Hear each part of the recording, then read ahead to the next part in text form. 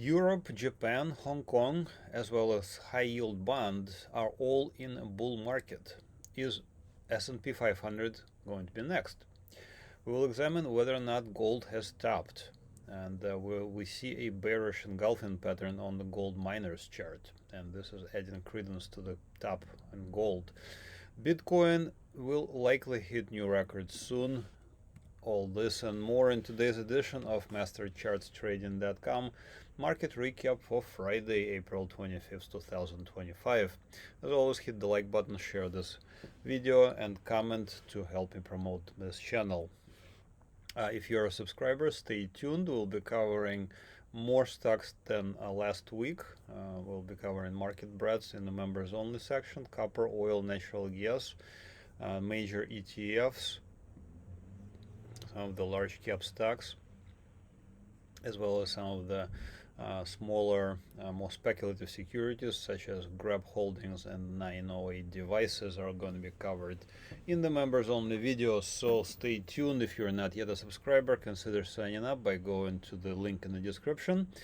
Throughout the presentation, I'll be using my proprietary MasterChartsTrading.com price action indicators, which you can see on this chart, this green, blue, red, and yellow lines. Again, you can find out more about them by going into the description of this video. Currently, we're looking at S&P 500 on the daily time frame, and last week or a week before that, I asked this question: is this a bear market or a bear trap? And more I am starting to think that this is not yet a bear market, but rather a bear trap. So a bear trap occurs when seemingly a security enters a downtrend and you try to sell it short, and it goes against you, and it by extension means it's a bear trap. The reason why I think it could be a bear trap is because of this truly epically gigantic candlestick that occurred on the 9th of April when we saw a just crazy action. I mean, this candlestick is for S&P 500 is truly gigantic. It was almost 10% move. And 10% moves especially for S&P 500 don't just happen in vacuum. I mean, I don't see any examples of such magnitude in the recent history. Yeah, I don't see anything of this just giant, as they say, size matters, and in this case, size really mattered. Yeah, it's gigantic. Anyway, so what we're looking at right now is this gap between April 2nd and April 3rd. So this gap seems to be getting filled as we speak. So on April 2nd, S&P 500, or rather on April 3rd, S&P 500 gap down, and then we saw this kind of collapse-like movement. So we're currently back into this gap area. We're filling it. Let me show this to you on the 4-hour chart. I thought I was gonna show this to everybody, only to the members only, but I'm going to show it on the member for everyone as well. Not a big deal. So here is that. First of all, for the 4-hour chart, you need to use what's called a continuous security. So you can use this on daily chart. This is a daily chart, so each candlestick is a day's worth of activity. So you can change this time interval. But if you want to use my indicators, on the anything less than daily chart, you need to use what's called a continuous security. Like, for example, euro versus US dollar. That's a continuous security. Okay, and also S&P 500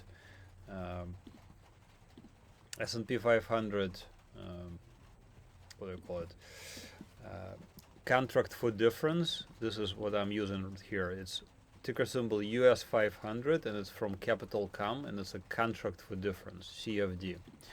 Okay, so this gap is not as obvious. It's on April 2nd. It's right there where I'm hovering. So currently we're seeing this move, and we're about to fill this gap. We're actually in this gap area already, and we're filling it as we speak. We might have already filled it on this chart at the very least. We have not yet filled it on this chart. This is why I'm saying it's a continuous security versus not continuous security. This S&P 500 is an index, and it's not a continuous security. This is traded almost 24 hours a day. Bitcoin is a very good example of a continuous security. You can see it's traded without any gaps, because it's traded not only 24 hours a day, it's traded 7 days a week, 365 days a year, non-stop. So this is actually a perfect security for really obsessive types, people who are really into trading. Okay, so we're looking at this S&P 500 continuous security CFD.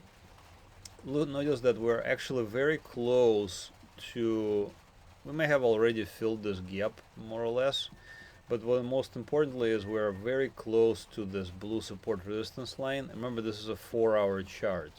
Okay, so on a 4-hour chart, we're actually about to break out into a new uptrend. This is a big deal. On the daily chart, and this is much more important, we need to move a little bit higher to get to what I would call bull market levels. So when we close above this blue line, it is currently at 5,655. 5655, you can read it right off the chart. This is where the blue line is. If we close above that level, then this entire thing, we will call it President Trump bear trap. I don't know what else. Can you call it something else? Can you make a comment? What do you think is going to be called? But I clearly recall on April 9th, there was a message from President Trump saying that it was possibly a good time to buy. Suddenly, 10% move on the S&P 500, a gigantic,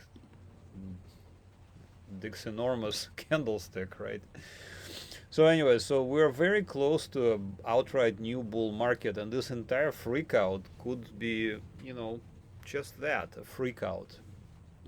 Not that it was unnerving, it was definitely unnerving. Yeah, so another 2% higher, we're basically done, and we should start thinking about buying in earnest. So this is my assessment of S&P 500, and there are some other indications from around the world and from United States markets that show that this might be the case. So let's look at some of those. Here is one, Exhibit A, Europe. This is again a contract for difference. EU 50 EUR is the ticker symbol, and it's a CFD, contract for difference, for the European stocks. Okay, notice that we have already broken out into a new uptrend. So Europe has now officially entered a new uptrend. All right, so that's number one. Europe. Also, what else? Japan. Japan has also entered a new uptrend. Right there.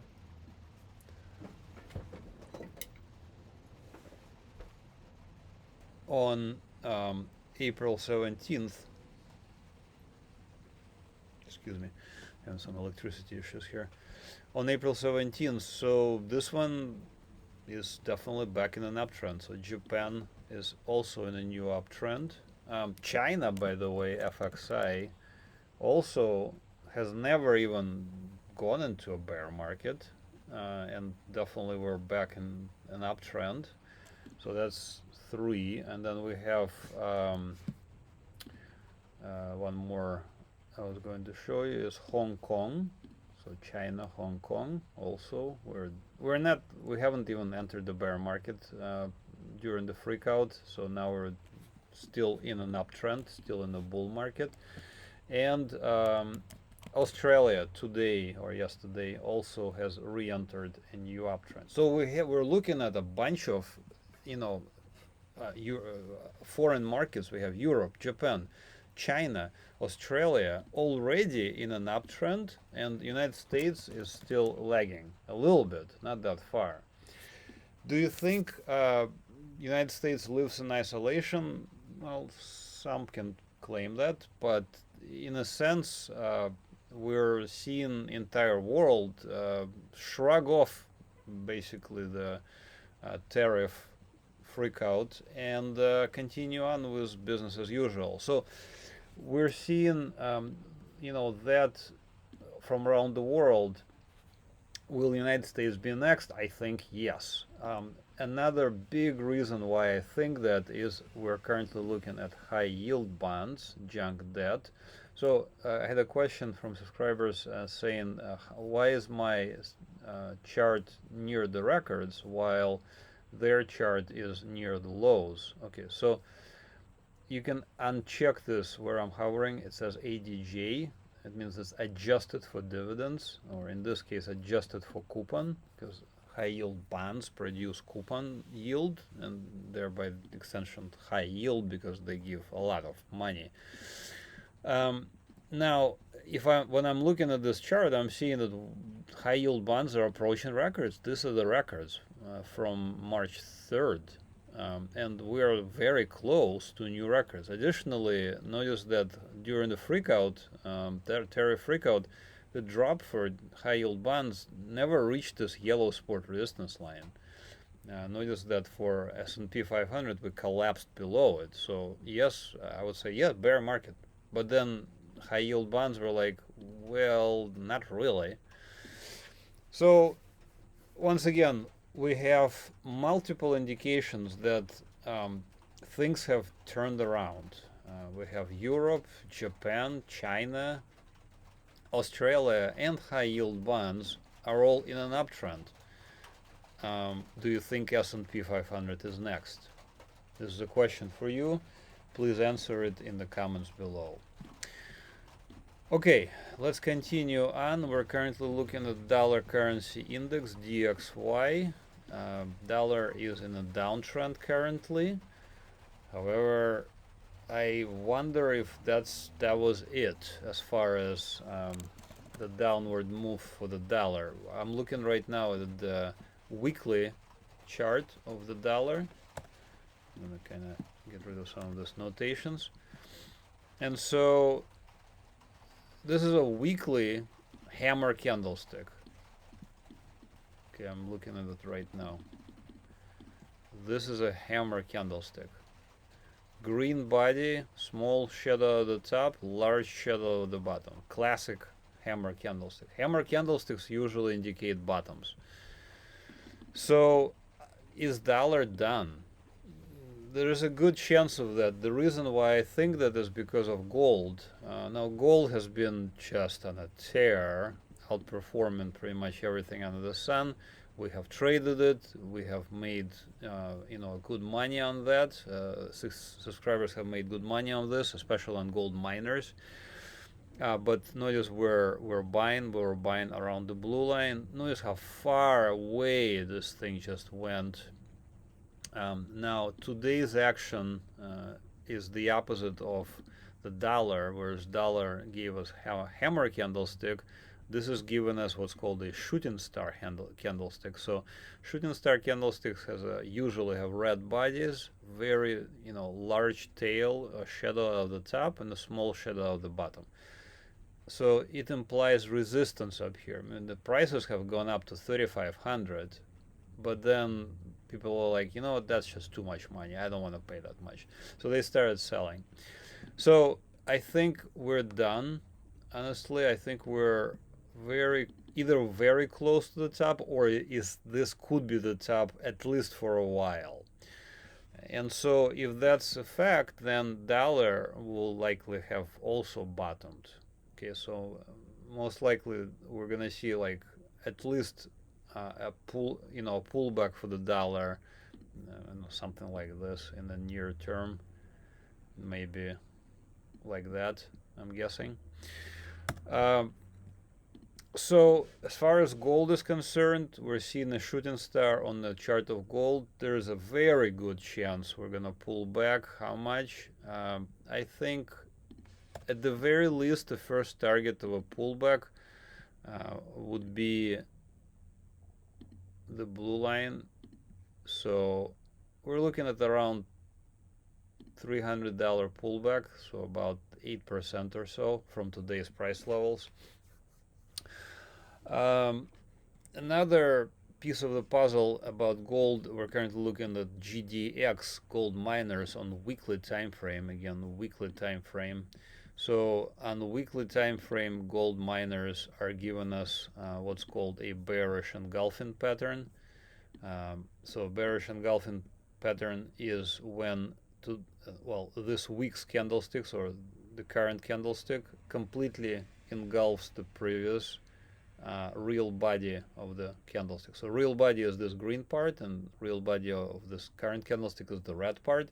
And notice that the red part is completely engulfing the previous green part. So this is a bearish engulfing. Additionally, this candlestick was called as outside reversal. So notice that the very top of the candlestick, the shadow of the top, and the very bottom of this candlestick, of the bottom, completely engulfs the previous entire week's candlestick. So this is called an outside reversal as well. So we're seeing a bearish signs here, coupled together with the fact that we're seeing a very clear shooting star, and also gold is just extremely overextended. You don't have to be a rocket scientist. It went from 2,000 to 3,500 in about a year.